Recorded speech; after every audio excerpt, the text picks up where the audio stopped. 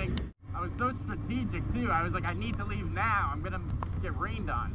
And then when I didn't have rain, I was like, let me go ride it, because I'm not gonna get a chance to ride this bike before I sell it, unfortunately.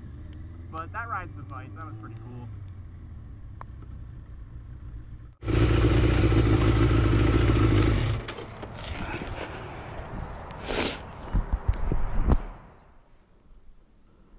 It's bizarre because I had one of these bikes. I had a black in the same year, 1991 FZR 600, and it was supposed to be my first bike, but did not pan out. I think I only rode that bike for like a couple miles. I was like 15. I was very far from getting a license, so did not stick around with that bike, but got to ride one today.